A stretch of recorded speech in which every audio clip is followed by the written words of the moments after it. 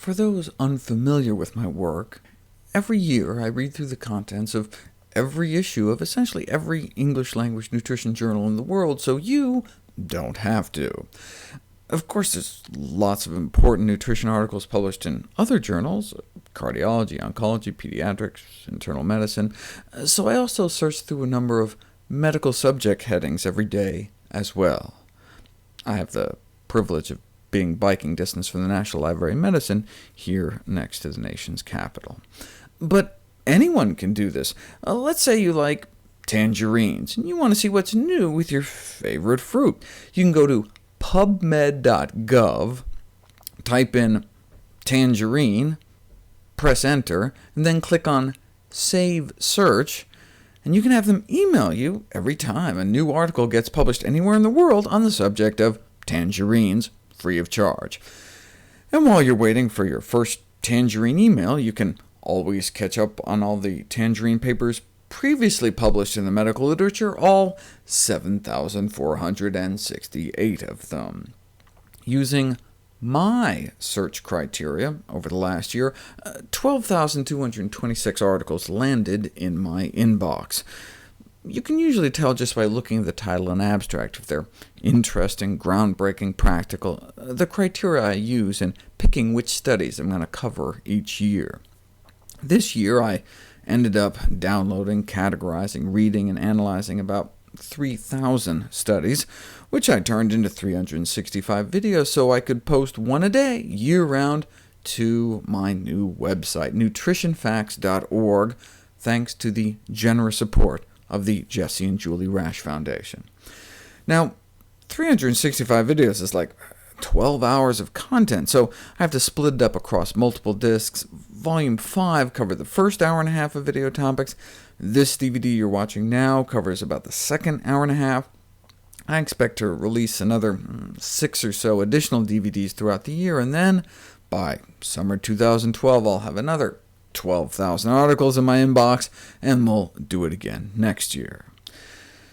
Even though you do have the DVD, I do encourage everyone to check out nutritionfacts.org. It has all the videos from all my old DVDs posted online, completely free.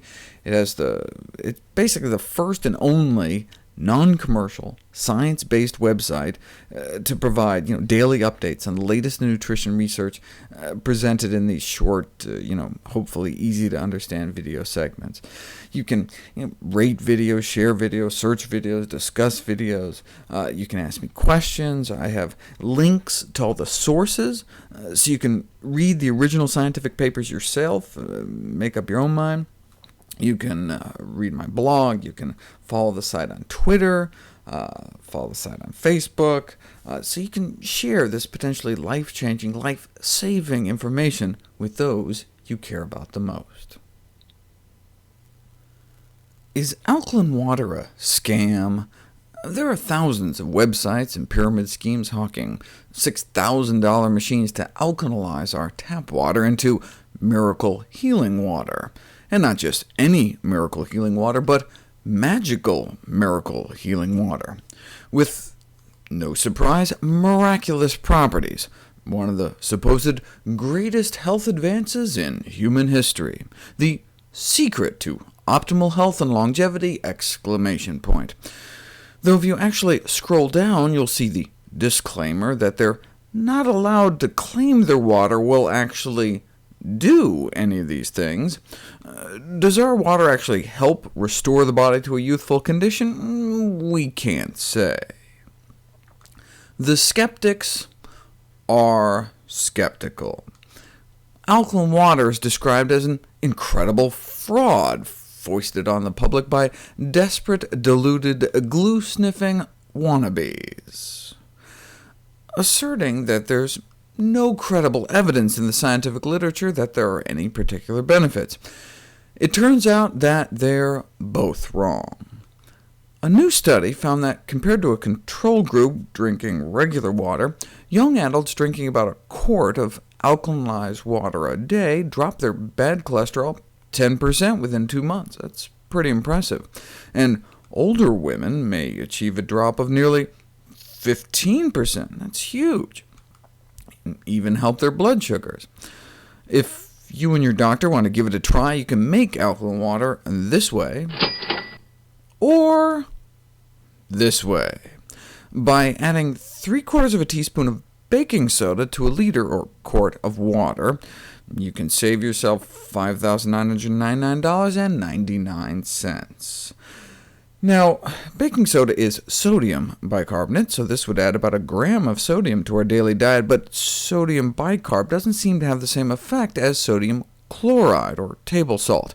In this study, those drinking the baking soda water had no change in blood pressure, and the other study actually found that they enjoyed a significant improvement in their blood pressure, but your physician will want to keep an eye on it. So alkaline water machines are indeed a scam, but alkaline water itself may not be. Previously, we've looked at the safety of the preservative sodium benzoate, but what about potassium sorbate, commonly used to prevent mold growth in cheese, yogurt, wine, dried meat, pickles, apple cider, and many herbal dietary supplements? Harmful, harmless, or helpful? Well, it's been found harmless to Syrian hamsters, but toxic to Chinese hamsters. Then they discovered it's actually harmless to Chinese hamster ovary cells, just toxic to Chinese hamster lung cells, but harmless to mouse lung cells. Now, rats are a whole nother story, but what about human cells? Took us until now to find out. Does potassium sorbate induce genotoxic or mutagenic effects in lymphocytes, human lymphocytes, white blood cells? The paper concludes, based on our results, consumers should be made aware that potassium sorbate should be considered a genotoxic and mutagenic compound. In 2010, the USDA officially revised the U.S. dietary guidelines, which raises the question, how have we been doing with the old guidelines? What's wrong with the standard American diet? This is a table reporting compliance with the 2005 guidelines, which were not particularly stringent. For example, they recommend we should eat at least 1 serving of whole fruit a day.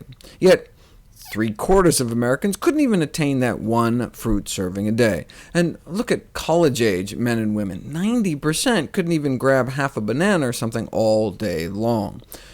For vegetables, we did even worse. About 9 out of 10 Americans couldn't even reach the minimum, and don't get me started on dark green leafies. For example, the recommended minimum intake of dark green leafy vegetables for 9 to 13-year-old kids, 1/5 of a cup a day. And they even consider romaine lettuce a dark green leafy. Yet only about 1 in 500 kids eat the equivalent of a single leaf of romaine lettuce, 1 in 500. 97% of Americans couldn't bother with a carrot, 96% non-compliant with legumes, 99% of Americans don't eat even the measly minimum of whole grains. And then to top it all off, junk foods.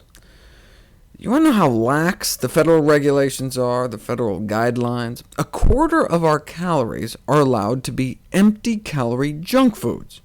1/4 of our diet can be cotton candy, and we're still okay under the government recommendations. Still, how many Americans couldn't even keep it down to that? 95% of Americans exceed their maximum discretionary caloric allowances. And look at children. Only 1 in 1,000 American children eats even marginally healthy by ensuring less than 1/4 of their calories aren't completely wasted, the equivalent to eating less than 24 spoonfuls of sugar a day. Only 1 in 1,000 American kids can evidently manage that. And we wonder why there's a childhood obesity epidemic, and adults too. In conclusion, nearly the entire U.S. population consumes a diet that is not on par with recommendations, even crappy recommendations. These findings add another piece to the rather disturbing picture that is emerging of a nation's diet in crisis. As our federal government ramped up to release the new dietary guidelines, they solicited comments which they posted online. You can read all 1,900 yourself at bit.ly/public dietary comments. There were the usual suspects. The National Cattlemen's Beef Association felt that beef's important role in the diet was underappreciated. That's funny, that's exactly what the president and CEO of the Sugar Association said, sugar's important role in our diet, adding that there's no scientifically verifiable negative health impacts ascribable to sugar intake. What? Not even like dental health? It's all due to some evil cavity fairy? Unbelievable. Wrigley's was on the same page as the cattlemen, complaining Americans don't chew enough gum, a beneficial part of a healthful diet. Really? Gum? Hey, you have to chew it, they remind the Dietary Guidelines Committee. That's exercise. They brag that chewing gum expends 11 calories an hour, and Americans could use all the help they can get. The Salt Institute was probably the most strident in their condemnation of the U.S. Dietary Guidelines Advisory Committee, complaining that the chair of the committee was a vocal proponent of universal salt reduction. Case in point, she was quoted by the American Heart Association about a CDC report about the dangers of salt. Obviously, this means she has an unhealthy prejudice against salt. That's like the tobacco industry complaining that the people at the American Lung Association are biased against smoking. Because cheese is one of the top 10 contributors of sodium in the American diet, the National Dairy Council stood shoulder to shoulder with Big Salt. Sure, reducing sodium intake would save the lives of up to 92,000 Americans a year, but you Dietary Guidelines Committee people just don't understand. Salt is needed to maintain the expected flavor, body, texture, and shelf life of cheese. It's like trans fats. Good for shelf life, bad for human life. In the end, they all tried blaming each other for America's dietary ills. The egg producers argued that meat was worse. The pork producers argued that chicken was worse. Then there was a letter from the CDPB, though, the California Dried Plum Board, representing Big Prune. It must be nice to work for a food trade group and actually be able to look at yourself in the mirror every day. Alas, though, it's not a total slam dunk, as in the school environment, evidently, peer pressure makes eating prunes not cool. When food companies claim there is science to support their wild claims, it may very well be true.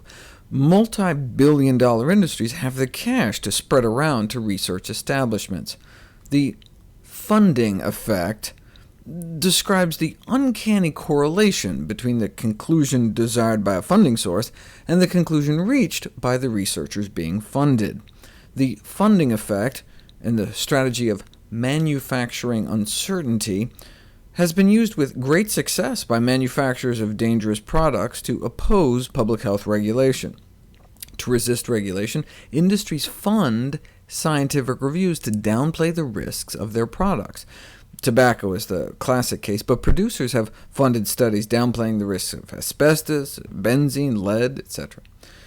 This has been studied extensively in the pharmaceutical industry. Drug company-funded studies just happen to be about 4 times more likely to reach a pro-industry conclusion than independent studies. But in contrast, little information is available regarding the prevalence or impact of funding by the food industry on nutrition research. Whereas bias in pharmaceutical research could have an adverse effect on the health of millions of individuals who take medications, bias in nutrition research could have an adverse effect on the health of everyone. So they looked at soda and milk.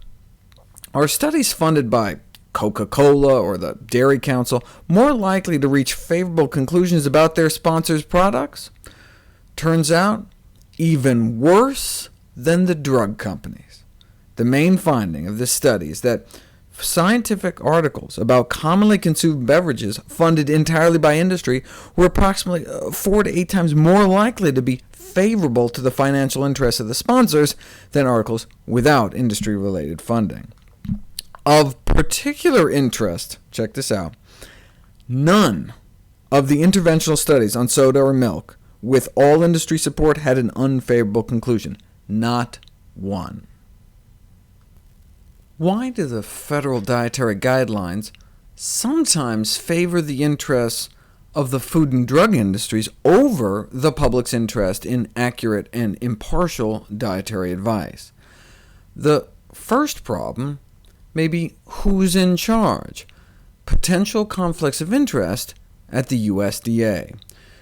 The mandate of the U.S. Department of Agriculture is to promote agribusiness, but also give dietary advice. So no conflict when it comes to fruits and veggies.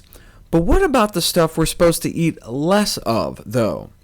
How can they say, eat less meat and sugar, for example, and still fulfill their primary mission to promote these products? That may be why the eat more messaging recommendations are clear. Increase fruit and vegetable intake, period. But when it comes to eat less messaging, recommendations resort to speaking in code, talking only about biochemical components, a reduced intake of solid fats, major sources of saturated and trans fatty acids. But what does that translate into in terms of actual foods to avoid? Let's break the code. Reduce intake of saturated fat means reduce intake of cheese, ice cream, pizza, and chicken. And reduce trans fats means reduce intake of cakes, cookies, animal products, and margarine. But they can't just come out and say that. In their letter to the Dietary Guidelines Advisory Committee, the National Pork Board, in what almost sounds like a threat, cautions the committee against making any decisions which would limit the ability of Americans to choose more pork. The latest dietary guidelines recommend consuming less than 200 milligrams of cholesterol per day for individuals at high risk of cardiovascular disease. Given that it's the #1 cause of death in America, that's a pretty sizable chunk of the population. But if the limit was 200, then how could people ever eat eggs? A single jumbo egg, $2.34. So you could eat just like celery for the whole rest of the day and still be over the limit. When the guidelines say limit cholesterol, that's code for limit eggs and chicken, by far the 2 largest sources of cholesterol in the American diet. Now, the egg industry argues that the dietary guidelines should avoid any inference that Americans should consume fewer eggs, an inference that would be misleading to the average consumer. Seems to me limit cholesterol is what's misleading. Consume fewer eggs would actually be pretty straightforward. Instead of reduce intake of sugar-sweetened beverages, 2 cans of Coke instead of 3? How about avoid sugar-sweetened beverages? These are, after all, supposed to be dietary guidelines. In the minds of food corporations, though, there's no such thing as a bad food, just bad dietary patterns. We have to get off this good food, bad food dichotomy. This coming from the Salt Institute, which represents pure salt. Instead, argues the Salt Institute president, focus on dietary patterns to derail the biggest deception and misdirection that has been undertaken by those who would have Americans believe that a single nutrient, a single food, or even a single meal has any health consequences whatsoever. In the same vein, Cadbury. Yes, that Cadbury complained that the Dietary Guidelines Committee had the gall to recommend less frequent consumption of sugar-containing foods. See, we should recognize, they say, that current lifestyles in the United States are not conducive to supporting a less frequent consumption of these foods. The first official dietary guidelines for Americans were issued in 1980 and have been updated every 5 years since. Let's see how they've evolved over time. Originally, they recommended to maintain an ideal weight. They soon realized this was a bit of an overreach, so they switched it to, okay, at least maintain a desirable weight. As Americans got fatter and fatter, that became fine. How about just maintain a healthy weight? By the 1990s, they just apparently gave up and advised Americans to at least improve their weight, or at least aim for a healthy weight. And by 2005, apparently the best we can do is just try to manage it. Let's go back. Avoid too much sugar. Good for them. Started out strong. But that's avoidance language. Can't have that. So instead, use sugar. Don't avoid sugar. Use sugar, but only in moderation. But only in moderation? Anti-American. So that became choose a diet moderate in sugar, as if we should go out of our way to make sure our diet has at least a moderate amount of sugar in it. Who doesn't want to appear moderate? Then they changed it into a verb. Choose beverages and foods to moderate your intake of sugars. Sounds a little negative, and by 2005, there wasn't any sugar-specific guideline at all. They went from avoid sugar to, basically the same with many of the others. Avoid too much sodium. Ended up, choose and prepare foods with less salt. Choose especially whole grains to choose carbohydrates wisely for good health. That's a guideline? The whole point of the guidelines is to give guidance. That's like, asking your mechanic what's the best way to maintain your car, and them saying, wisely. Avoid too much fat, saturated fat, and cholesterol. Started out pretty straightforward, but maybe a little too negative sounding to the meat, dairy, egg, and junk food industries, and so they changed it from avoidance to affirmation. Right? Choose a diet low in saturated fat and cholesterol. Of course, even that was too bold, and so again left with the cryptic, choose fats wisely for good health. As the American public has gotten fatter and sicker, you'd think the recommendations would get more stringent, more emphatic. Instead, there appeared to be more emphasis on the industry's bottom line, and less on America's waistline or lifeline. Why do we care what the federal dietary guidelines say? Well, the guidelines do direct how billions of dollars are spent in programs like the school lunch program, breakfast program, food stamps, WIC. More importantly, though, is their potential, their wasted potential, to turn this country's health around. After World War II, Finland joined us in packing on the meat, eggs, and dairy. By the 1970s, the mortality rate from heart disease of Finnish men was the highest in the world. They didn't want to die, so they got serious. Heart disease is caused by high cholesterol. High cholesterol is caused by high saturated fat intake, so the main focus of the strategy was to reduce the high saturated fat intake. So that means basically, cheese and chicken, cake and pork. So a berry project was launched to help dairy farmers make a switch to berry farming, whatever it took. And indeed, many farmers did switch from dairies to berries. They pitted villages against each other in friendly, cholesterol-lowering competitions to see who could do the best for prizes. So how'd they do? On a population scale, look, even if mortality rates drop 5%, you can still save thousands of lives. But remarkably great changes took place.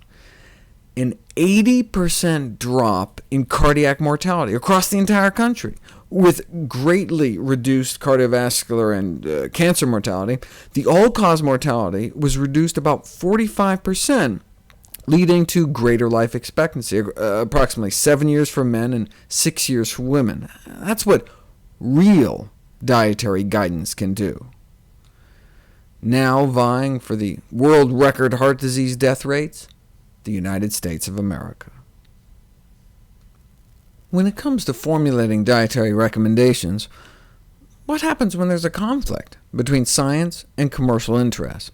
When the science says, eat less animal fat, cholesterol, salt, and sugar, but the meat, dairy, eggs, salt, and sugar industry strongly protest any advice to consume less of their products, this puts the USDA in a tough position. If it follows the science, it would violate its duty to promote the agricultural industry. If it protects the industry, it would violate its duty to issue science-based dietary advice, not to mention contributing to the deaths of millions of Americans. And sometimes the USDA has responded to this conflict by choosing industry over science. Here's an idea: why not have an health agency give health advice? Why is the Agriculture Department the lead agency on formulating dietary recommendations? Why not the CDC, the Centers for Disease Control and Prevention? Just as other nations do, the United States could put an appropriate health agency in charge of dietary advice. What about countries that do actually have health professionals in charge? What are their recommendations like? Take the dietary guidelines in Greece. I'm not saying they're not without bias, but at least they were put together by the Ministry of Health and Welfare. What a concept. This is what our guidelines could say. Prefer fruits and nuts as snacks instead of sweets and candy bars. Radical. Always prefer water over soft drinks. The USDA could never get away with saying something like that. Here's their food pyramid, right? First thing I noticed, non-refined grains. No pussyfooting around, not choose carbohydrates wisely. No, whole grain bread, whole grain pasta, brown rice, whole grains, period. And these guidelines were released back in 1999, when U.S. guidelines didn't make any distinction between whole and refined grains at all. And our guidelines still condone half of grain intake as refined grains. Why? There's no science to support that. It's just a big gift to the processed and junk food industry. What else?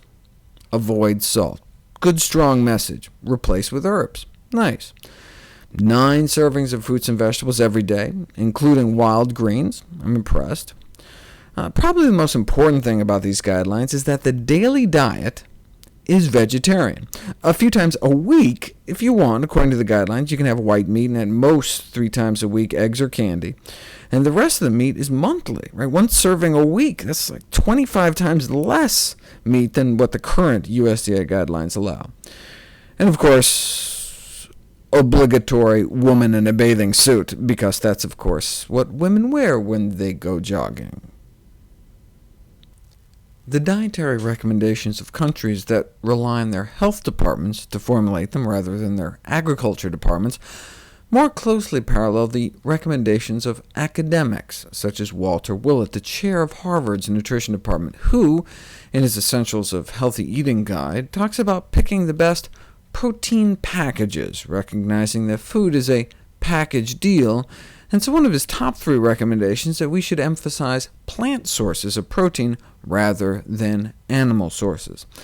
See, to the metabolic systems engaged in protein production and repair, it doesn't matter whether amino acids come from animal or plant protein. However, protein is not consumed in isolation.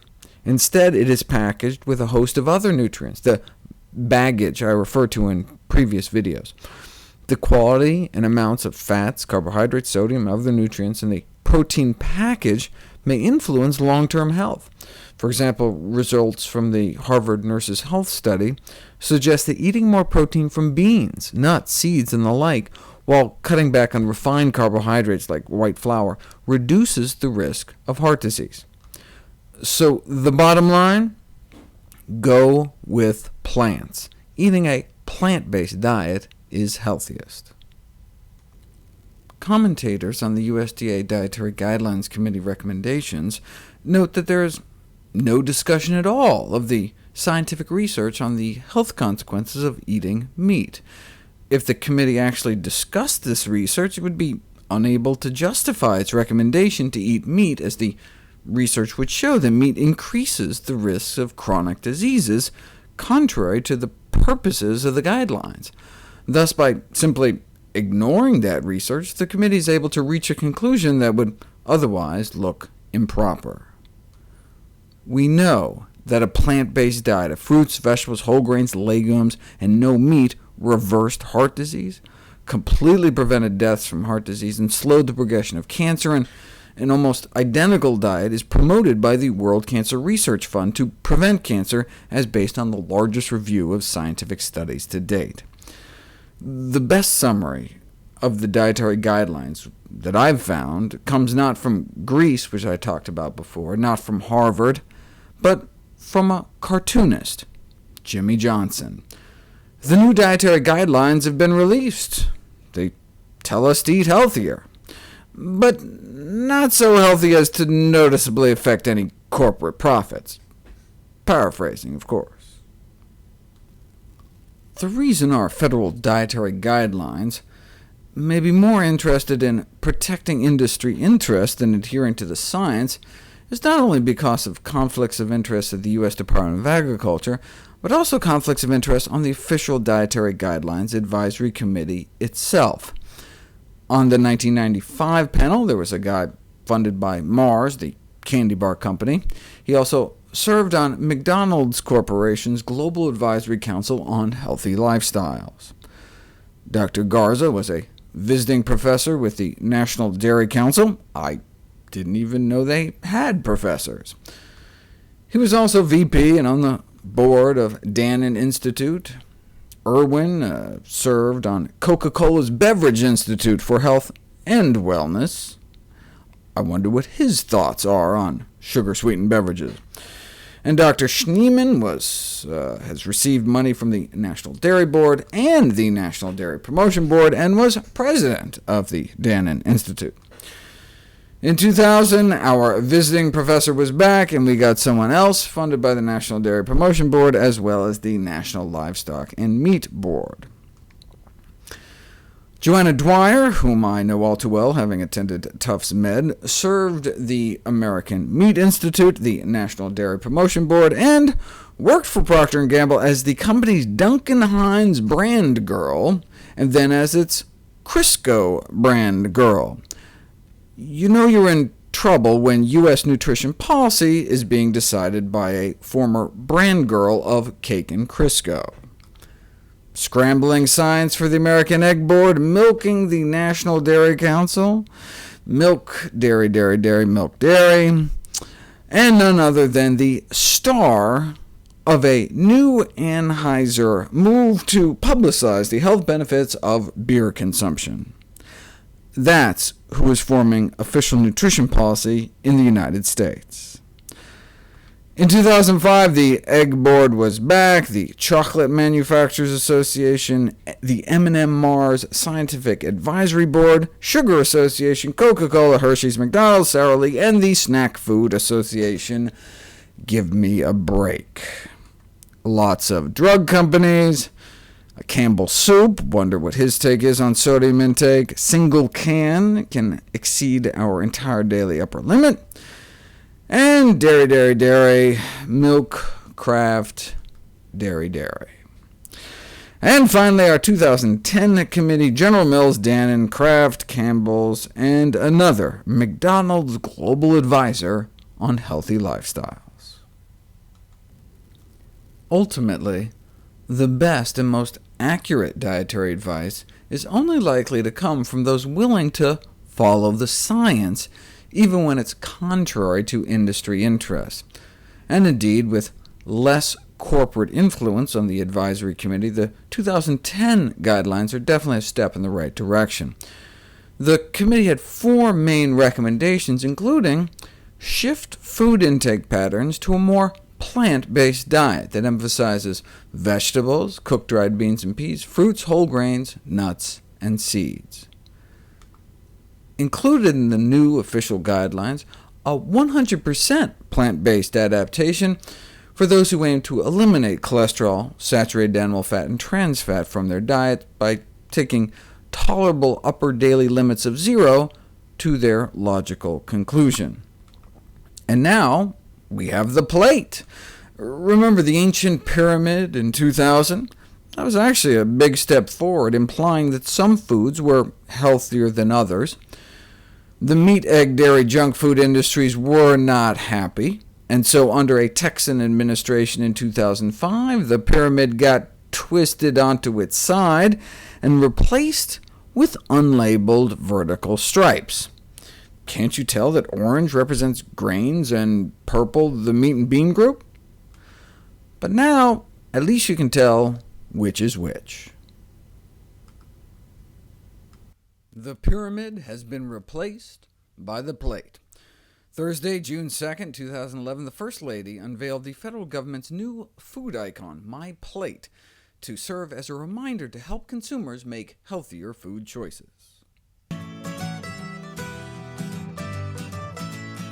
For Americans to lead happy, productive lives, it helps to stay healthy, active, and fit. It's really pretty simple. Choose a healthier plate and balance it with exercise. It all comes down to the choices we make. That's why I'm excited to introduce to you USDA's new food icon, My Plate, a simple reminder to make healthy food choices. My Plate symbolizes mealtime and the food groups: fruits, vegetables, grains, protein, and dairy. A healthy plate for every meal. It's easy, and what we eat matters. Overweight and obesity rates are at dangerously high levels, and the Obama administration has worked to support Americans who want to improve their health and nutrition. My Plate is a departure from the food pyramid you're used to seeing. It's an easy-to-understand visual which shows how to build a healthy meal based on the 2010 dietary guidelines for all of Americans. And if you want to learn more about a healthy diet, you can visit choosemyplate.gov to get messages, tools, and how-to materials about healthy eating. This website will equip consumers with information on staying healthy and tips on balancing calories, foods to increase, and foods to reduce. I hope you're as excited as I am about My Plate and the other resources to help Americans make healthy choices at choosemyplate.gov. Next time you sit down for a meal, before you eat, think about what's on your plate. And in the months and years ahead, we hope that My Plate becomes your plate. And indeed, which do you think is more helpful in terms of figuring out what to eat when you sit down at a meal? This or this? Nutritionists have expressed concern that Americans might equate the protein group with meat, or think dairy doesn't include soy milk, but the USDA defines the protein group as including beans and peas, soy products, nuts and seeds, and specifically highlights beans and peas as unique foods as they count towards both protein and the vegetable group. It's like a 2-for-1 deal. And I don't know if you caught it, but if you rewind, our Secretary of Agriculture appears to be saying, next time you sit down for a meal...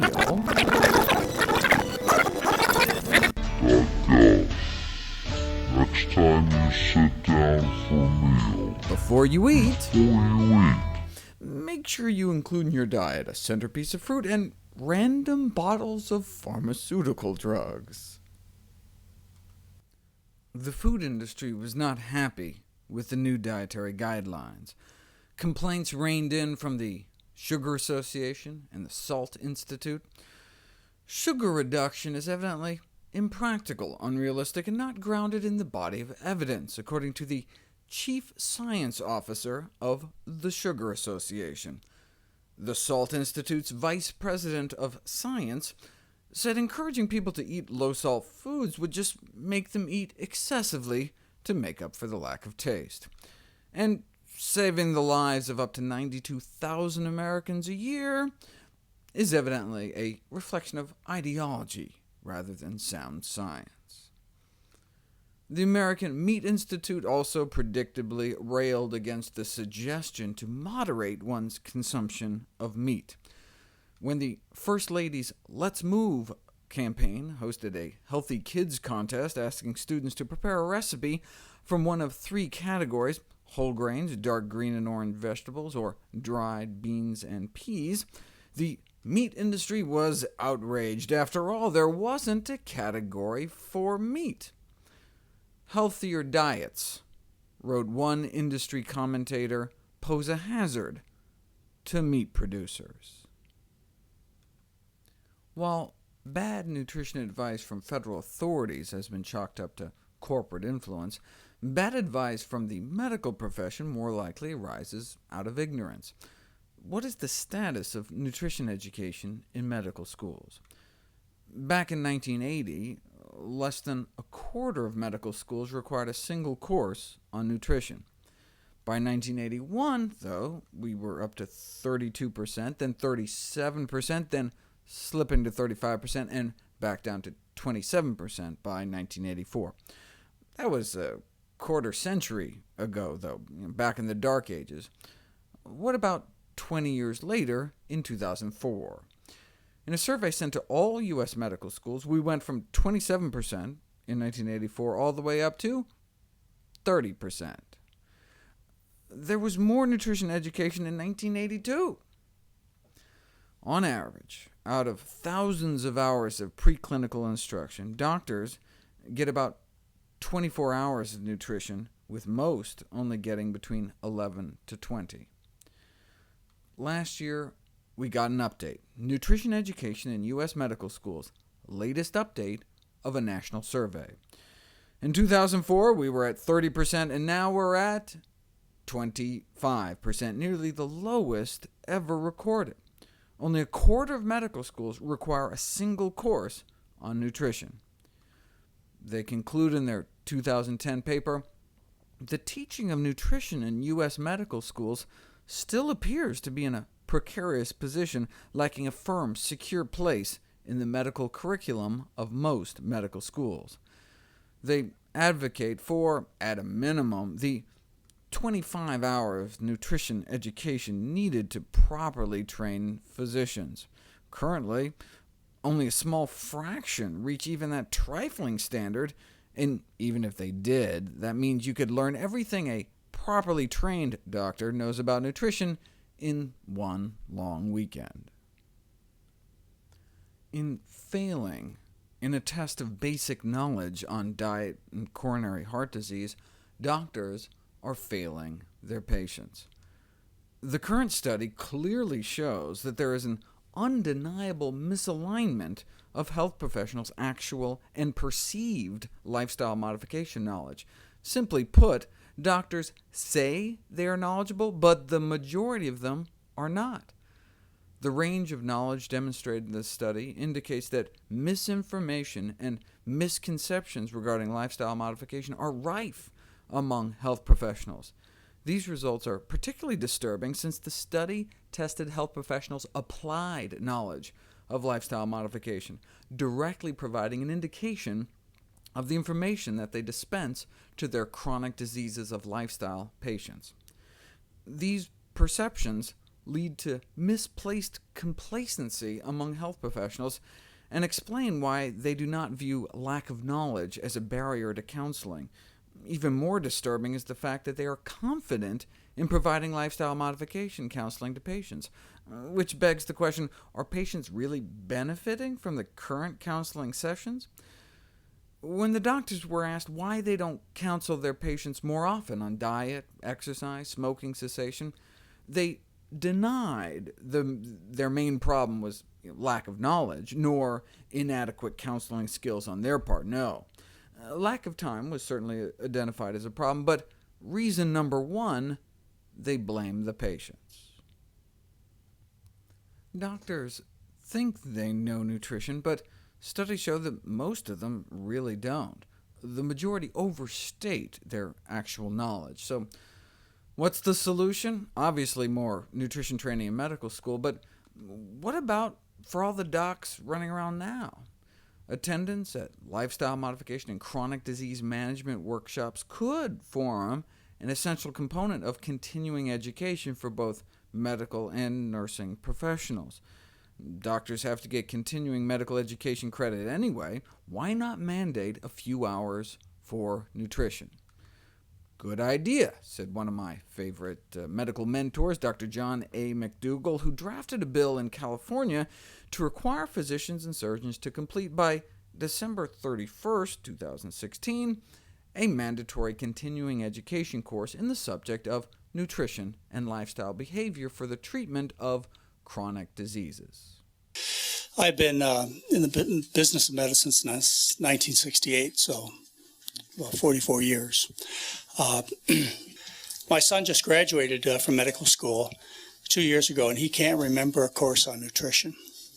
But you're going to hear from other interested parties that we don't need to have a law that mandates that doctors get an education on something basic like nutrition because doctors already take care of this. Well, that's plain and simple not true. And not only is this a travesty for the patient, it's insulting to the doctor not to be able to deliver this kind of a powerful tool for their patients to teach them about the cause of dietary diseases, and based on the scientific literature, if you correct what's making people sick, they get well. So as doctors, we're missing a real opportunity, and it's not going to be fixed unless somebody does something about it, and that is to mandate basic education on human nutrition. Thank you. Given the fact that 7 out of 10 deaths among Americans each year are from chronic diseases, given that diet is a major factor, given how inadequate nutrition instruction is in medical school, a California bill was introduced mandating physicians anytime before January 1st, 2017 get 12 hours of nutrition training. That was obviously too radical, so the bill was amended. How about 7 hours? Who could possibly argue that doctors shouldn't get 7 hours of nutrition? Who could possibly be in opposition? Thank you, Mr. Chair and members. Teresa Stark with the California Medical Association. We are in opposition today. We would like to thank the author and his staff and his proponents for talking with us extensively about this bill. CMA consistently, we have policy that we oppose any CME mandates on physicians. But the biggest concern is that this should be left up to the individual physician. I think we can probably all sit here and talk about a number of different topics that we think would be good for providers to take in terms of CME. If we started to go down that road, it's a very slippery slope, and there's going to be lots of bills, lots of mandates. This is not something that kids aren't getting. There are a number of voluntary efforts going on. The First Lady has an initiative. The soda companies are now putting calories on the front of the beverages for the total number of calories in the drink. That's a positive move, and they're responding to concerns towards soda. So there's a lot of things going on. They're going to solve this problem. There's no magic bullet here. All of these things have to work together. We're concerned that not only will this not actually get to the problem, but could cause unintended consequences. Any other comments, members? California Medical Association was opposed to mandating 7 hours of nutrition training for doctors. What about the California Orthopedic Association? Representing the California Orthopedic Association. So this is just one more additional, and it's not minor, it's 7 hours. That's a lot. Even if it's over 1 4-year period, 7 hours is a lot for one subject. These things become cumulative, and they get in the way of the physician being able to really stay on top of their own specialty and subspecialty. And so for that reason, we're opposed to this. Thank you. Surgeons are not known for their passion for prevention. But what about the California Academy of Family Physicians, though? Surely they're in favor of a few hours every 4 years on nutrition for family docs. With the California Academy of Family Physicians, ditto. It's very, very difficult to keep up with it all. As Dr. Haddis pointed out, he said, I, for one, don't believe government should be involved in micromanaging. They have to make an intelligent decision about how to educate themselves and also navigate all of the requirements that are put before them. I urge you to vote no. Though enthusiastically supported by the American College of Lifestyle Medicine, of which I'm a proud member. Both the California Medical Association and the California Academy of Family Physicians came out opposed and testified against a California bill this year that would require physicians to become educated on the subject of nutrition, or at least get 7 hours of nutrition training any time in the next 4 years. One of the members of the committee in which the bill was stuck felt the need to side with the California Medical Association against the bill, perhaps because his #1 campaign contributor was the California Medical Association. But as the hearing went on, you could tell he was struggling with his conscience. It's going to be tough for me, and I probably, frankly, regrettably, am going to have to take the view of the CMA and Family Physicians Orthopedics, because I agree. And let's get real. They're right. We know they're right. I'd like to see maybe a different approach. Rather than hear it, and I don't dispute what this young one has said, but rather than hear, oh, gee, it's woven into the curriculum, I'm somewhat skeptical. It affects diabetes. I have a mother who's got a diabetes. We all know that diabetes type 2 is mostly controlled by lifestyle. And so it just seems to me in the panoply of things, this ought to be one. And I say all this, and yet I don't think I can vote for it today, because what I just don't think this is quite the right way to do it. But we all know this. There isn't a person here who doesn't know this. So I'm sorry to get so energized, but I know people personally who are affected by it. You know, both my parents were affected by it. We know that. So I hate the fact that I can't support it today. But if this doesn't get out, you'll work on me. It's just, you know, if you rank the importance of things, I just don't believe you don't think this is pretty darn important. In the hearing to decide the fate of a California bill to mandate doctors actually be taught a little something about nutrition, you can tell the author of the bill, Dr. John McDougall, is starting to get a bit frustrated at the opposition. We're talking about over 2/3 of the problems that people suffer from are due to what they eat, and yet their physician knows virtually nothing about the human diet. So how do you correct that? It's not being done at the medical schools. It's not being done by the CMA. It's not being done by anybody. It has to be left to people who can make changes, like the legislature. And I'm sure there are lots of doctors out there that are saying, I don't need to learn about what a person eats.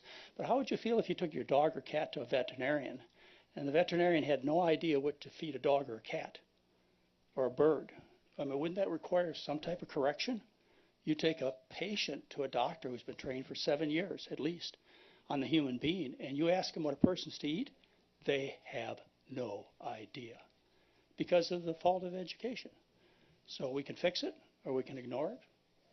I don't think we should ignore it. I think the price is too great financially, and for our society, and for the individual. It's too great to ignore. Any other comments? I mean, I think it's quite obvious why people are sick in this country. And as legislators and physicians, we have a responsibility to the people that we care for. And right now, doctors are letting their patients down. And they're letting themselves down, because the most important tool available, they know nothing about. Let him go back. Okay. In the end, Republican Mark Weiland had to make a choice between what he knew was right and vote yes, or his campaign contributor, the California Medical Association, and vote no.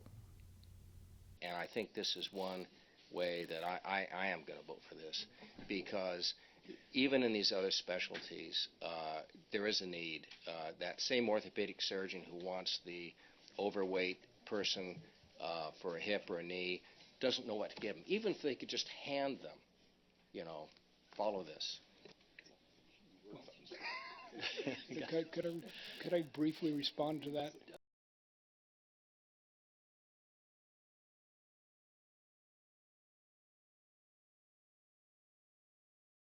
So good news, it passed, but not without first being amended.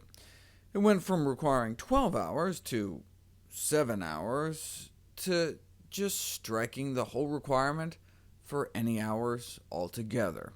Just saying the Board of Medicine could set standards to include something, anything, on the prevention and cure of chronic disease through diet, and then they even took away cure and settled on some nebulous plea for information on prevention and treatment. Last year, 500 million eggs were recalled. The industry mantra remained, "Stop whining, completely cooked is completely safe." Notice, though, they never tell you what completely cooked means. Research funded by the egg industry itself found that Salmonella can survive scrambled, over-easy, and sunny-side-up cooking methods. Sunny-side-up was the worst. The paper ends bluntly.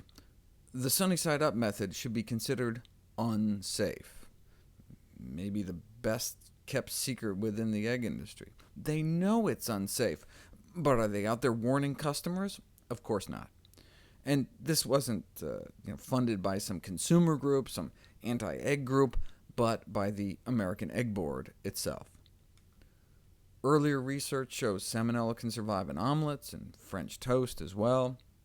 Even boiling eggs up to 8 minutes straight may be insufficient to eradicate the threat. Bottom line, if there are high enough titers of Salmonella, no standard cooking method provides complete Salmonella destruction.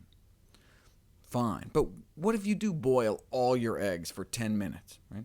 Even if you incinerate them, buying eggs is not completely safe, and this is why. Before you reduce your eggs safely to ash, Salmonella can get on your fingers, your kitchen utensils, and sometimes stays there even after washing. No one in their right mind would eat raw eggs these days, but you whip up a cake batter, and Salmonella can end up on your counter 40 centimeters away from the mixing bowl, and then it just sits there, and could still potentially infect someone touching that kitchen surface a day later. So the day after you bake a cake all the way through, heck, you could burn the cake, and still someone in our family could end up in the hospital grabbing an apple sitting on the counter. Americans spend about $3 billion on homeopathy every year. I've talked previously about the near total lack of scientific evidence supporting homeopathy, but maybe I was wrong. To dismiss it as just a waste of money, maybe it can be even worse. I was surprised to read this new case report published in the European Journal of Pediatrics. A young girl almost killed by homeopathy. An overdose of a homeopathic remedy might seem a contradiction in terms, but just because they're no better than a sugar pill doesn't mean you can stuff babies full of sugar pills. Many homeopathic pills are made of xylitol, which can have a laxative effect and cause diarrhea, which, if untreated in an infant, can turn into severe, life-threatening metabolic acidosis and land her in the ICU. Hence the title, Too Much of Too Little. High-dose homeopathy is also something you might want to keep away from Fido. May 2011, researchers published an investigation into the prevalence of multi-drug-resistant staph bacteria in the U.S. meat supply. Antibiotics are used extensively in food animal production for growth promotion and disease prevention due to the stressful, overcrowded, unhygienic conditions in which they're often confined. Surveys conducted by NARMS, the CDC monitoring system, indicate that retail meat and poultry products are frequently contaminated with multi-drug-resistant Campylobacter, Salmonella, Enterococcus, and E. coli. But what about staph infections, which in people can cause everything from skin infections to pneumonia and meningitis? Researchers collected and tested a total of 136 meat and poultry samples from 5 U.S. cities, encompassing 80 unique brands from 26 grocery stores. They tested retail beef, chicken, pork, and turkey. Any guess as to which was most contaminated? Staph contamination was most common among turkey samples, followed by pork, chicken, and then beef. 3/4 of retail turkey tested, and overall 47% of U.S. retail meat tested was found contaminated with staph, and multi-drug resistance was common.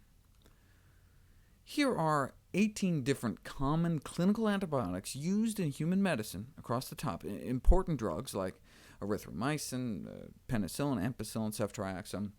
And then going down, these are some of the staph bacteria they found in turkey, pork, chicken, and beef. Orange means intermediate resistance to the antibiotic, red means complete resistance, and black is multi-drug resistance to 3 or more classes of antibiotics. These bugs were not from some hospital ICU, but right off of grocery store shelves. Conclusion. Conventional concentrated animal feeding operations, CAFOs, or so-called factory farms, provide all the necessary components for the emergence and proliferation of multi-drug-resistant zoonotic, or animal-to-human pathogens. In the United States, billions of food animals are raised in densely stocked CAFOs, where antibiotics are routinely administered in feed and water for extended periods to healthy animals. The CDC has shown that multi-drug-resistant E. coli and Enterococcus species are prevalent among U.S. meat and poultry products. Our findings indicate that multi-drug-resistant Staph aureus should be added to the list of antibiotic-resistant pathogens that routinely now contaminate our food supply. From pigs to people, the emergence of a new superbug. The discovery of a novel strain of MRSA able to jump from livestock to humans. In this study showing widespread and pervasive staph bacteria contamination of the U.S. meat supply this year, or at least in turkey, pork, chicken, and beef, this is the scariest column. Oxacillin, which is in the same class as methicillin. These were MRSA, methicillin-resistant Staph aureus, now killing more Americans than AIDS every year in the United States, and now found in our retail meat supply. From an overview of the problem published last year out of the University of Iowa, overall MRSA prevalence in U.S. swine was found to be 11%, and higher in confinement operations, for example, where pregnant pigs are kept in crates for months on end. And indeed, testing the workers, those working in confinement operations had a higher prevalence of MRSA in their nostrils. But they weren't necessarily picking their nose. Airborne MRSA was found floating around even outside the confinement buildings. Because of this, concern has arisen about MRSA as a potential environmental and public health hazard. If you're not a factory farm pig or factory farm worker, nor take showers in pork production facilities, is there reason for concern about the level of MRSA superbug infection in U.S. pig herds? Retail meat samples were taken from 22 grocery stores, including pork, chicken, beef, turkey, bison, veal, hen, and lamb. 1% were found positive for MRSA. That was reported last year. This year, methicillin-resistant Staphylococcus aureus in retail meat, Detroit, Michigan, USA, in the CDC journal Emerging Infectious Diseases. 289 samples from 30 grocery stores, and chicken was found to be the worst. 3.9% of chicken samples were contaminated with MRSA. A much more in-depth study carried out in Canada. More than 900 samples of retail meat were tested. MRSA was isolated from about 10% of pork, 5% of beef, and 1% of chicken samples.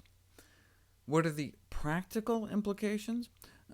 Touching one's nose after handling contaminated meat could plausibly result in nasal colonization, and contact of contaminated meat with skin lesions could potentially result in MRSA infection. As NYU professor Mark Siegel summed it up, MRSA is a big problem and appears to be invading our meat. The sixth leading cause of death in the United States continues to be Alzheimer's disease, currently afflicting nearly 5 million Americans. The disease process involves the buildup of a protein in the brain called amyloid beta, which is neurotoxic. It kills brain cells, leading to brain shrinkage, cognitive decline, and eventually death. In May 1970, A 4-year-old girl we know only by her initials LS presented to Sloan Kettering with a nerve tumor.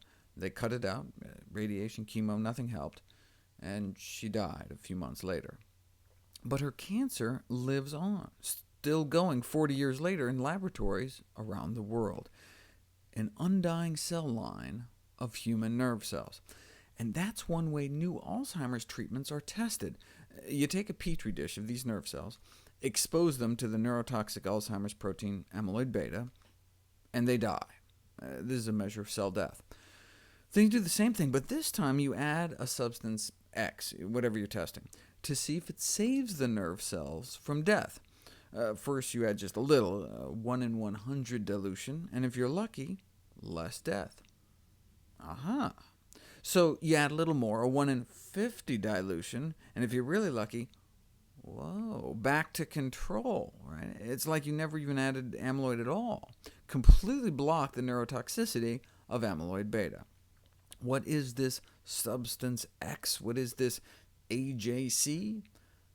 Apple juice concentrate. Seriously, they just dripped some diluted apple juice on some nerve cells, and at least in a petri dish, it worked. A similar finding was reported this year with ginger. The control cells have 100% viability, but half die when you add amyloid beta. But adding a little ginger or a little more improves nerve cell survival. The question I had when I read this study, though, was why didn't they use the whole apple, blend it up, instead of just using apple juice? As always, follow the money. He who pays the piper picks the tune. And the study was funded by the Processed Apples Institute.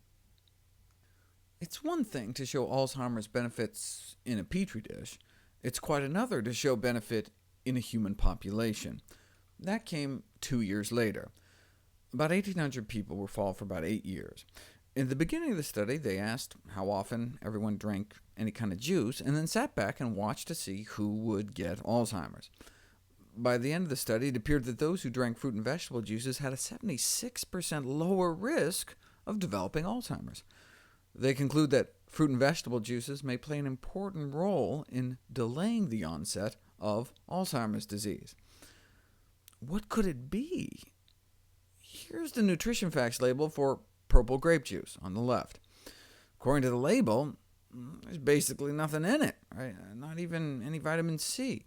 And indeed, that's what the study found, even after controlling for antioxidant vitamin intake, vitamin E, vitamin C, beta-carotene. Still, a quarter the risk of Alzheimer's.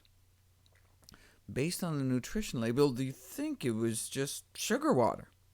Practically indistinguishable from Coca-Cola. In fact, the grape juice has got even more sugar, 9 spoonfuls per cup, compared to 7 in Coke. But it just looks like sugar water because the labels don't list phytonutrients. Right? If they did, the Coke label would remain the same, but the grape juice label would spill down and roll along the floor like Santa's list, and this would just be like the first page. Right? There are thousands of phytonutrients in fruits and vegetables, missing in junk foods and animal foods, yet never listed on the labels. The leading candidate class of compounds responsible for the protection against Alzheimer's are the phenolics, like flavones and flavonones and flavanols, which in many cases can rapidly cross the blood-brain barrier. There are more than 5,000 different types of flavonoids in the plants we eat. Research suggests that within minutes of biting into an apple, for example, these phytonutrients are already starting to light up our brain. If phenolics are what's in fruit juice that provides protection against Alzheimer's disease, then which juice might be best? They compared apple juice to cranberry cocktail, grape juice, purple, red, and white, grapefruit juice, orange juice, pineapple juice, and pomegranate. Whenever I show brand names, it's only because they were the actual brands used in the study. Here's the graph. As you can see, one really pulls ahead, though the next 5 came out pretty respectable, with a couple relative phenolic flops at the end. Which do you guess those are? Pineapple? apple juice, and white grape. Who do you think leads the pack? 6 left to choose from. Purple grape, number 1. Then cranberry, pomegranate, grapefruit, orange, and red grape. So there are definitely better choices than apple, though this was for clear apple juice. Cloudy apple juice has more, way more, but that's because it's cheating and actually has a little bit of the actual fruit in there, which is what makes it cloudy. So imagine how superior an entire apple would be compared to juice, or even better, a whole pomegranate or Concord grapes themselves. So the best fruit juice is the one inside the whole fruit. Does the fruit always better than the juice pan out, though, in terms of brain protection? We have the juice study. What about whole fruits and vegetables?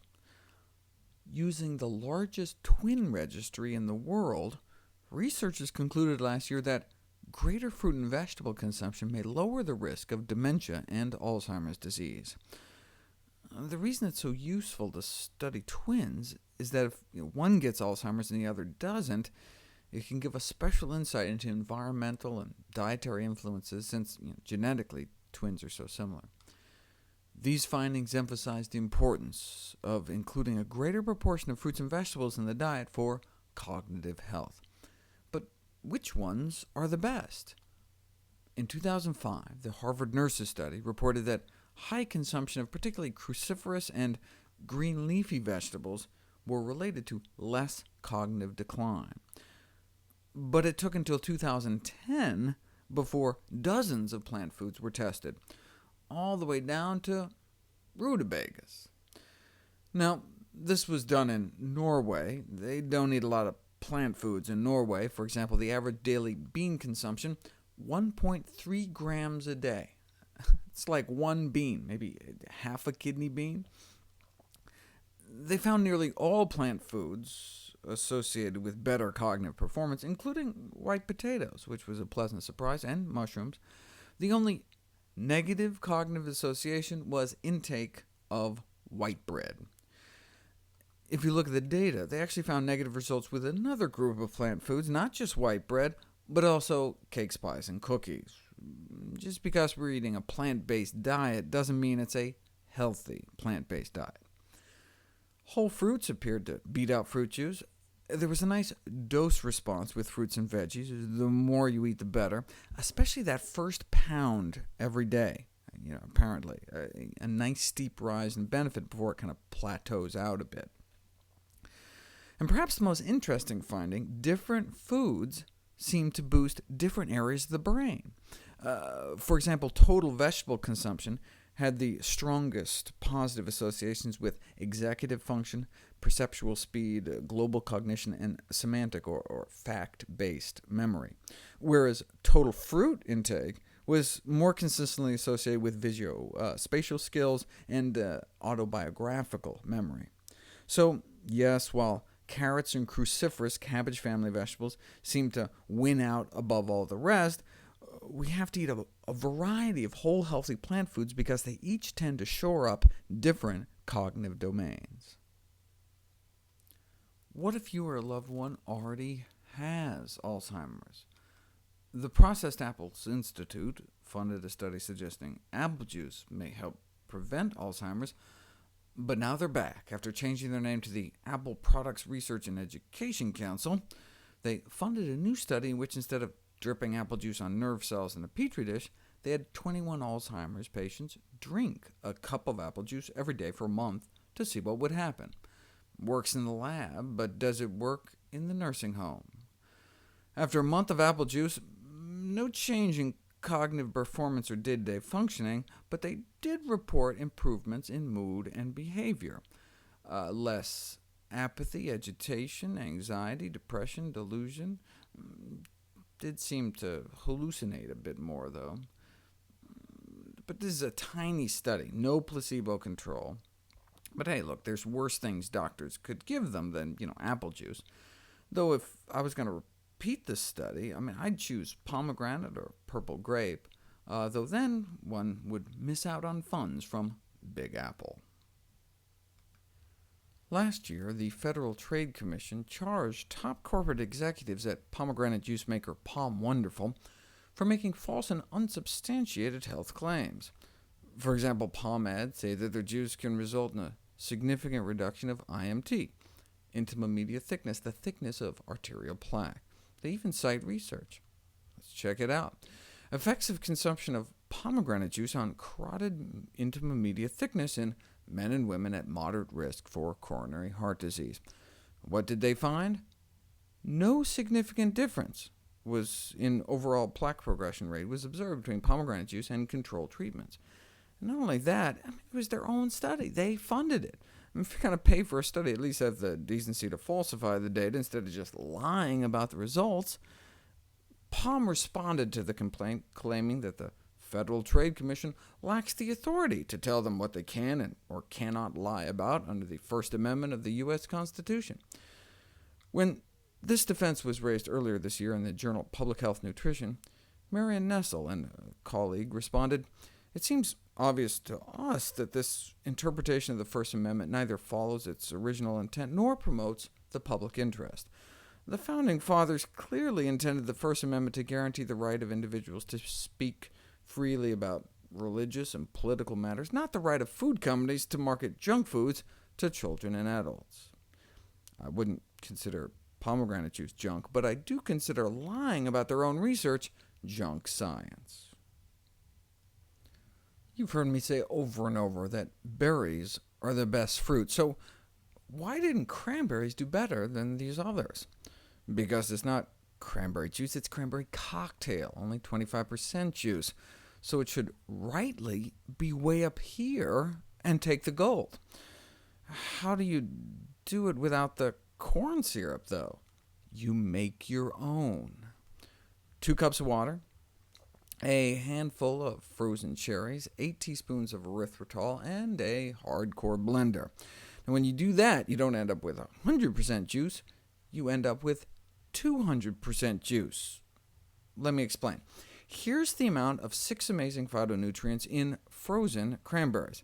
But then you blanch them, throw away all the wonderful solids, clarify it, pasteurize it, and you're left with less than half of the phytonutrients that you started with. So even if you found 100% cranberry juice, it would really only be 50% of the whole berry's phytonutrient power. That's why it's better to blend the whole thing up. I call it my pink juice, but it's not juice at all. It's whole fruit. Nothing taken away or filtered out.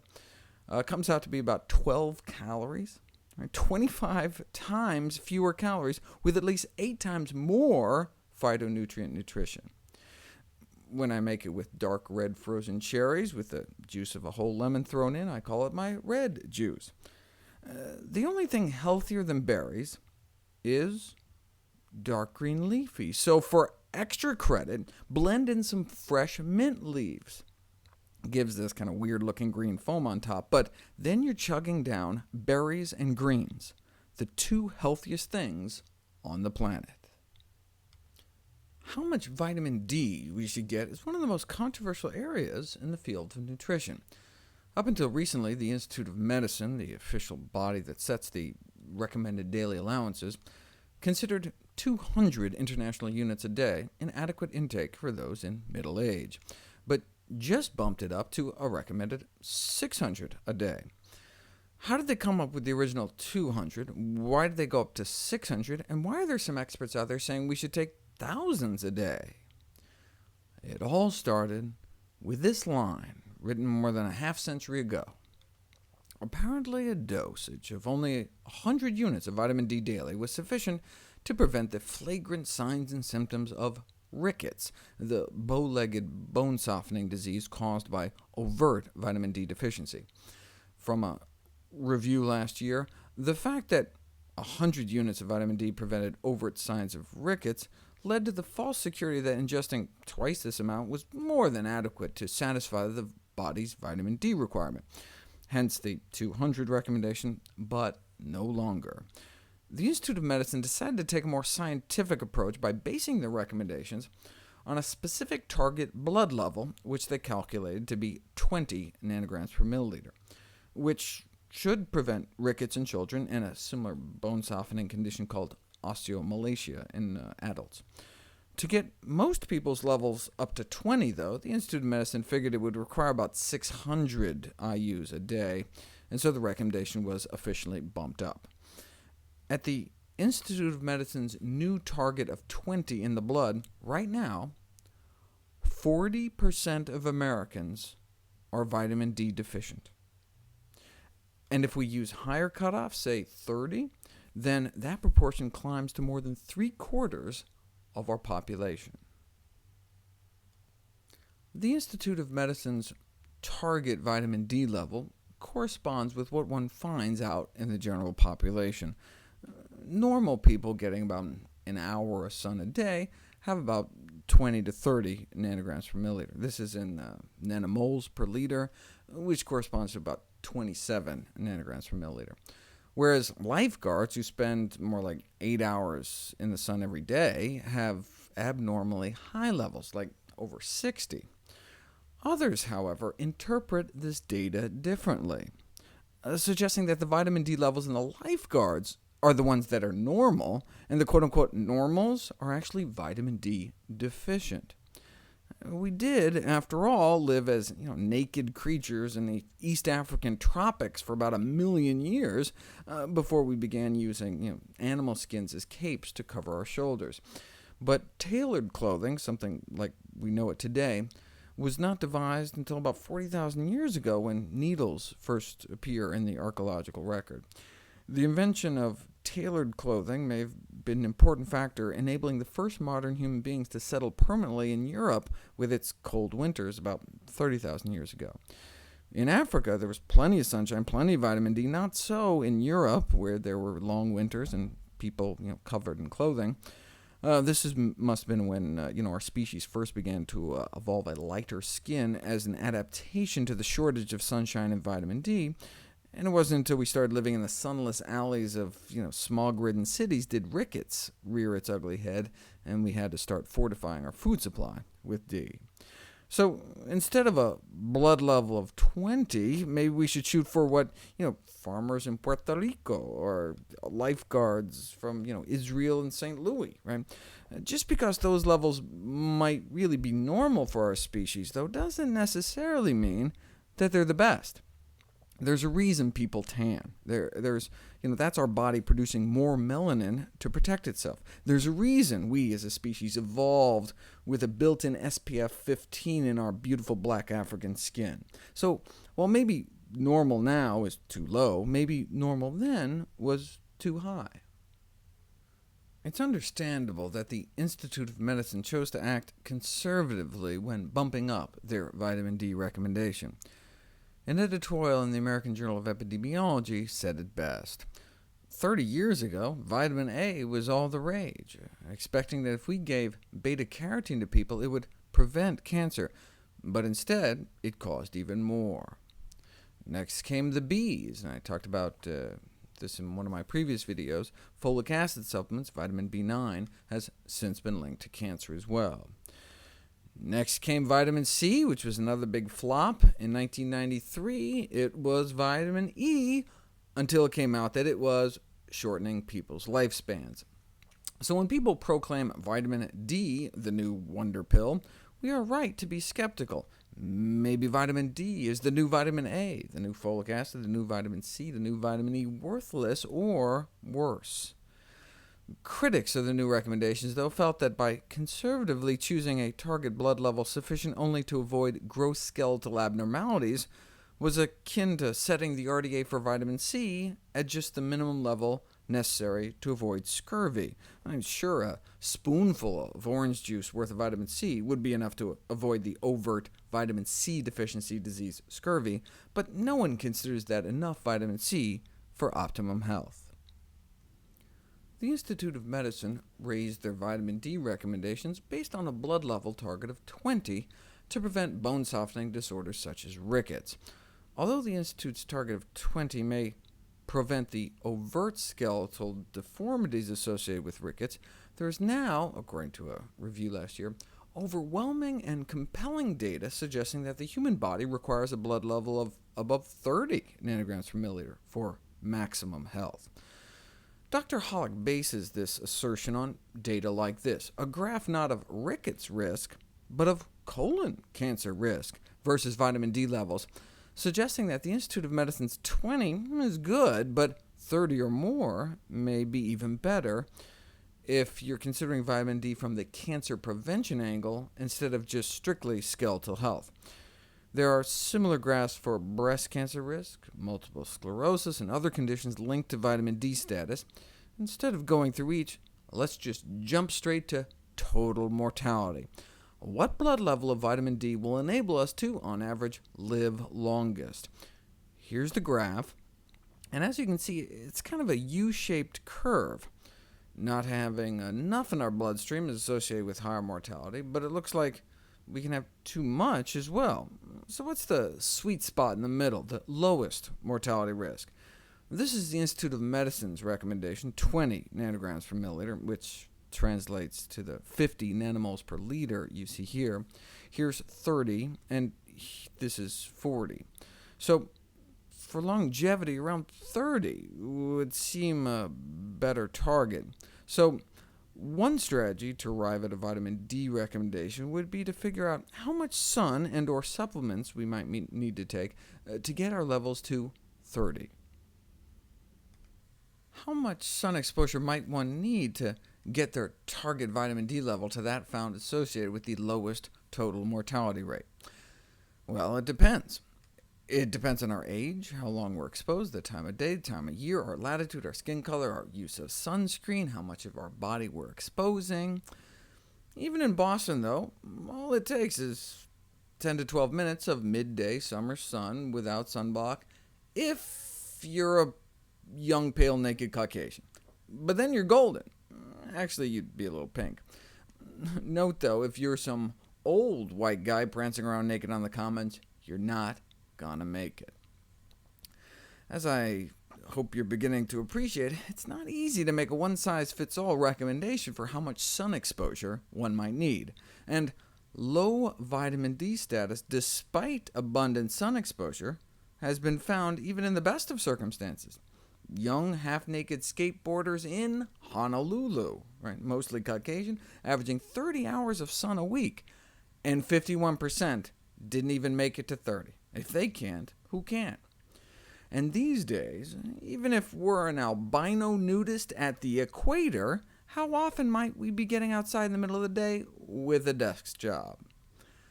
So, if we're really interested in getting to the vitamin D level associated with the lowest mortality rates, and our lifestyle or latitude won't allow us the necessary sun exposure, then one needs to take vitamin D supplements. The piddly amount added to soy milk, calf milk, margarine, or mushrooms would simply not be enough. Figuring out what level of vitamin D supplementation is necessary to bring one's level up to a specific blood level like 30 nanograms per milliliter, the level associated with the longest lifespan, is not as easy as one might think. For example, here's 7 people, starting out with blood levels under the target of 30. They all got the exact same dose of vitamin D, 1,600 units a day, and here's what happened to their levels over the next 6 months. One person's blood levels tripled, another even quadrupled. But in these 3, even though they were all on the same dose, their blood levels hardly moved at all and stayed under 30. So let's say you're trying to come up with a recommendation for people. Here's a scatter plot of about 3,000 people, blood level versus intake. So people taking 10,000 a day average about blood level about 75, with 95% of people falling in between about 40 and 110. If we want to choose a dose for which 95% of people reach the target of 30, we'd probably choose around 6,000 a day. But though that would get most to the minimum, the average level would be over 50, which is higher than we'd like to see on the U-shaped vitamin D total mortality graph. That's equivalent to like 125 nanomoles per liter, which is off to the right of the graph. You can see why forming dietary recommendations is a formidable and unenviable task. There are many ways to arrive at a target vitamin level. We've already examined some of the problems inherent to just using deficiency disease prevention and evolutionary arguments to establish an optimal intake. If a vitamin only does one thing, then it's easy. You set the level at whatever the body needs to do that one thing best.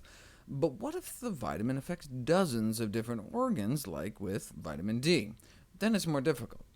Here's a list of the target tissues affected by vitamin D in the body. In revising the recommendations, the Institute of Medicine decided to only look at one tissue, bone, which many considered to be a mistake. I did like how they went about it, though. They asked the expert, the human body. When our body senses we don't have enough active vitamin D for adequate bone health, it releases a hormone called PTH to boost our levels. And so the Institute of Medicine figured, why don't we just listen in on the body's own innate wisdom and find out which level of vitamin D it feels comfortable with for bone health. And that number is about 20 nanograms per milliliter, here as 50 nanomoles per liter. Once we fall below that, our body's like, uh-oh, and starts producing this PTH to protect our bones from softening. But that's just the bone. What about the other 36 organs affected by vitamin D? Is there a way we can ask the body how much vitamin D it wants overall? Scientists came up with two ways. First, let's say you give a whopping dose, and I mean a whopping 100,000 units, something that could be toxic if done on a daily basis. The question is, what's our body's saturation point? Of this massive dose, how much does our body actually use, and how much does it sock away in storage for use later on down the road? Here's the graph. 30 people followed for 4 months after the megadose. Here's the flood of D coming into their system. But the solid circles represent the pool of vitamin D our body is keeping in our bloodstream for activation, and the rest is likely stored away to be used on an as-needed ongoing basis. Note that in this setting of abundance, the body is keeping our levels right around that sweet spot dip found in the U-shaped mortality curve. You can do the same thing at the other end of the spectrum, too. Instead of a megadose, you can start by giving really tiny doses and gradually kind of working your way up. When you do that, you get a graph like this, showing a so-called biphasic pattern, really steep at first, but then leveling out. When you take in just a little bit, your body zips it into circulation, desperately needing it. But then as you increase the dose, at a certain point you kind of turn the corner when the crisis is averted. Your body seems happy enough with your levels that as you take more in, your levels still rise, but it's not such an emergency. Now, if this plateau was flat, completely horizontal, then there'd be no risk of toxicity. But because your body can't help but let some in, your levels continue to rise with increasing intake, and you can run into vitamin D toxicity problems if we take too much. But what's this level here, kind of right at the corner, where your body takes a big sigh of relief that you're doing pretty good on vitamin D? Well, kind of working in from both ends, the level at which our body appears satisfied translates to about 2,000 international units a day, which should get us right into that U-shaped longevity sweet spot, whereas the Institute of Medicine recommendation appears too low, and the 10,000 recommendation put forth by others appears too high. What do you do if you're one of the 42% of Americans with vitamin D deficiency, are put on a vitamin D supplement regimen, and your levels still don't budge? That kept happening to this group of docs at the Cleveland Clinic. In our practice, they wrote, it is common to see patients treated with vitamin D supplements who do not achieve an appreciable rise in their vitamin D level after therapy, despite large prescribed doses. So they did a few experiments and concluded that taking vitamin D with the largest meal improves absorption and results in higher blood levels of vitamin D. Just that one simple change in timing results in about a 50% increase in blood levels of vitamin D achieved. They conclude, it therefore seems reasonable to ask patients to take vitamin D supplements with their largest meal, because it may be a cost-effective strategy that could very well help patients to achieve optimal serum levels of vitamin D. As described in a 2011 review in American Family Physician, Nasal irrigation with salt water using something like a neti pot has been shown to be beneficial for those suffering from sinus infections, a safe and inexpensive treatment option for patients seeking symptom relief, an opinion shared by none other than the Cochrane Collaboration, probably the most prestigious source of evidence-based medical research analysis. So, what's the downside? Well, as with any alternative or complementary medicine modality, there's always a concern that it could potentially delay treatment of serious disease. But for non-severe symptoms, in immunocompetent individuals, just mild pain and fever, symptoms lasting less than a week, nasal irrigation can work wonders. But the reason I bring it up is that an abstract presented at a medical conference in 2009 suggested chronic nasal irrigation may result in more frequent, recurrent attacks of sinusitis, and a new study appears to have figured out why. People were reinfecting themselves with contaminated neti pots, called here irrigation bottles. They cultured bacteria out of 97% of the bottles collected from people who used them for recurring sinusitis. Under a microscope, they demonstrated biofilm formation. Bacteria stuck to the inner surface, so you can't just rinse them out. The same bugs that caused your sinus infection in the first place may just be sitting there waiting to reinfect you later on. The good news is that they found simple cleaning methods. Washing them out with boiling water or microwaving them for 2 minutes did a good job of sterilizing them so they are ready and clean for their next use. The current official recommendation is to have a total cholesterol under 200. Over 240 is considered high, 200 to 239 borderline high, but under 200 is desirable. So you'd imagine that the average cholesterol of people who have heart attacks is 250, 300, somewhere in the high range. That's where it's dangerous, right? Well, a major study was just published in the American Heart Journal this year to 65,000 people hospitalized with acute coronary syndromes like myocardial infarctions, heart attacks, across 344 hospitals. Guess what their average cholesterol was on admission?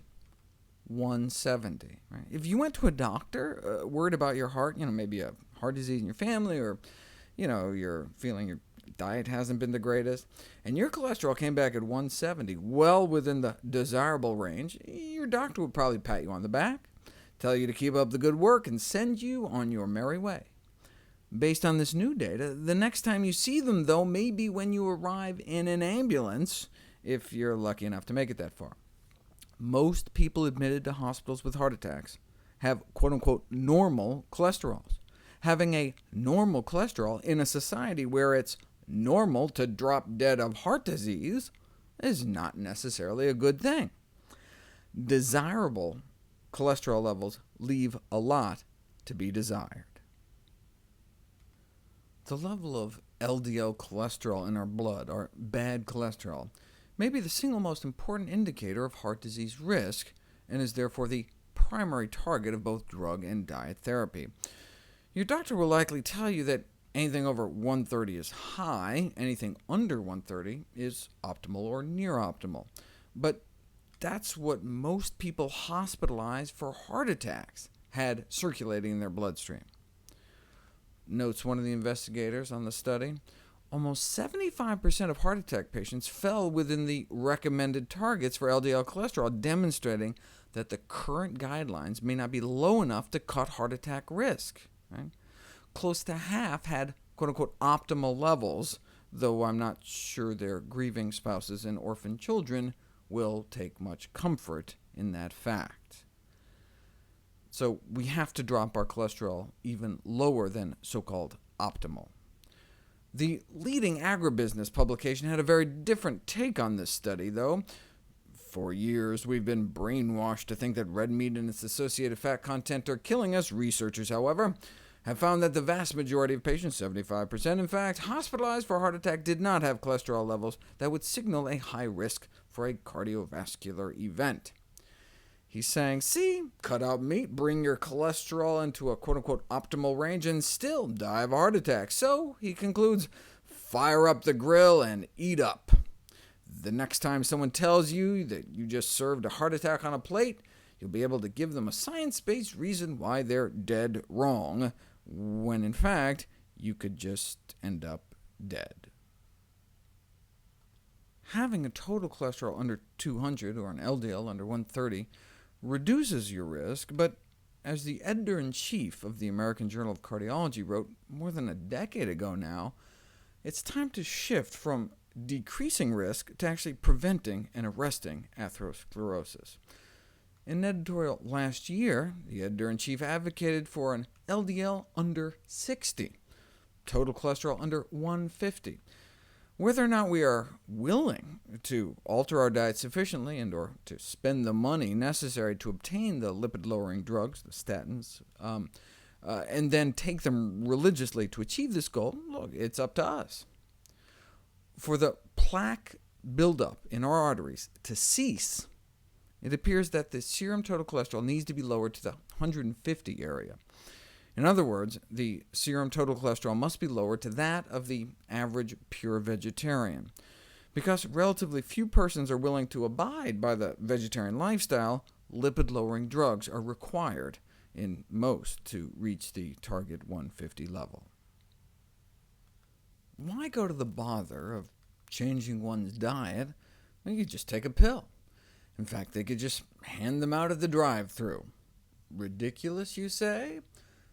Published in a prestigious cardiology journal last year, quote, "The risk reduction associated with the daily consumption of most statins, the cholesterol-lowering drugs, is more powerful than the risk increase caused by the daily extra fat intake associated with a quarter pounder with cheese and a small milkshake.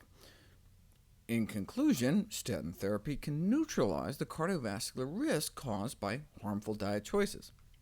Look, you want to ride a motorcycle, smoke, drive? We got helmets, filters, seat belts, right? If people are going to continue to smoke cigarettes, might as well put some filters on them. Likewise, some individuals eat unhealthily. Hey, fast food outlets already offer free condiments to supplement meals, right? So why not a statin-containing accompaniment? You've heard of ketchup packets? How about complementary statin packets? What about statin safety, side effects, right? They thought of that. Statins have a favorable benefit-to-risk ratio, with only rare adverse effects reported in liver, kidney, and muscle tissue. Yeah, if statins are to be made more readily available by fast food outlets, statin toxicity might become a greater concern, but look, we're talking about people who eat quarter-pounders with cheese and a milkshake, right? Surely we can conclude that the documented safety record of statins is substantially better than that of fast food. They conclude, "We envisage a future in which fast food restaurants encourage a holistic approach to healthy living.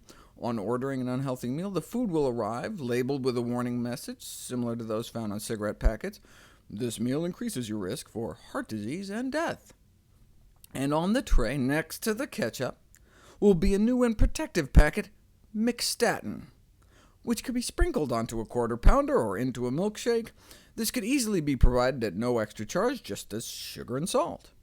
That's their holistic approach, drugs in your Happy Meal, right? See Figure 4, it says. Are you ready? I couldn't even make this stuff up. Figure 4, new concept in fast food risk reduction. No tablet can completely neutralize the harm to your individual health from eating unhealthfully. Better ways to reduce your risk of death from heart attack include eating healthfully. See your doctor for complete advice. Though, of course, your doctor may very well be somewhere behind you in the drive-thru line. Why stop at just sprinkling statins on our Happy Meal, when we could be even more aggressive? Is it time for the polypill, one pill, containing 5 or 6 drugs, a statin, 3 blood pressure medications, a thiazide, beta blocker, and ACE inhibitor, maybe some aspirin, suggesting even over-the-counter availability? The chance of benefit may be less than 1% per year, and that of side effects 6% overall, some of which, like internal bleeding, may be life-threatening. So for those who would rather go with diet rather than the 5 drugs, how do you do it? To lower our cholesterol through diet, we need to avoid 3 things: trans fats, saturated fats, and cholesterol. Trans fats are mostly in junk food and animal products. Here's the top food sources of cholesterol-raising saturated fat. That quarter pounder doesn't come in until 8. Right? It's cheese, ice cream, chicken, then pastries, pork, reduced fat milk, and then our burger. Whereas cholesterol found in the American diet, number one's not beef, it's eggs and chicken. And then beef, cheese, pork, and fish before getting to cakes, cookies, donuts, and ice cream. How much should we reduce our consumption of these foods? What are the tolerable upper intake levels for trans fat, saturated fat, and cholesterol? The Institute of Medicine did not set upper limits for trans fat, saturated fat, and cholesterol because any intake level above 0 increased bad cholesterol, LDL cholesterol. Here's trans fat. There's no level that's safe. It's like a straight line. The lower, the better. Any intake, any level of trans fat intake above 0 increased LDL cholesterol concentration, the number one risk factor for our number one killer, heart disease. And same with saturated fat. Any intake level above 0. And similar findings for cholesterol. So intakes of meat, eggs, dairy, and junk food should be as low as possible because there is no tolerable intake. Thank you so much for watching. Hope you'll check out the website. Let me know if any questions arise, and remember, we are what we eat, so let us eat healthy.